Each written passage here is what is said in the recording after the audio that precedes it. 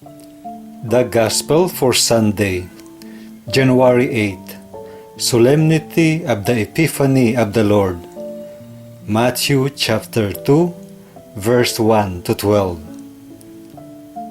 When Jesus was born in Bethlehem of Judea, in the days of King Herod, behold, magi from the east arrived in Jerusalem, saying, "Where is the newborn King of the Jews?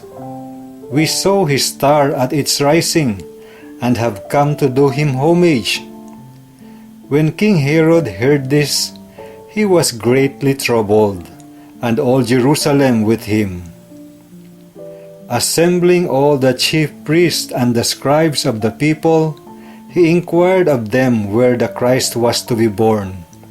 They said to him, "In Bethlehem of Judea, for thus it has been written through the prophet, And you, Bethlehem, land of Judah, are by no means least among the rulers of Judah, since from you shall come a ruler who is to shepherd my people Israel."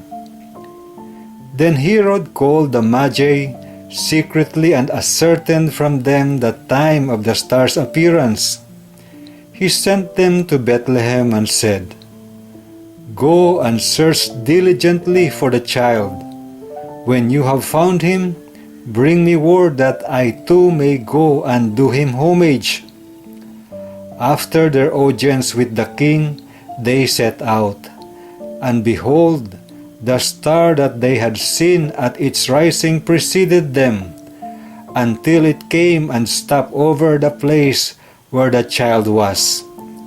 They were overjoyed at seeing the star, and on entering the house, they saw the child with Mary his mother. They prostrated themselves and did him homage.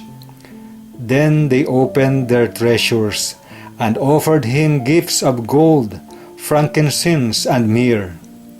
And having been warned in a dream not to return to Herod, they departed for their country by another way.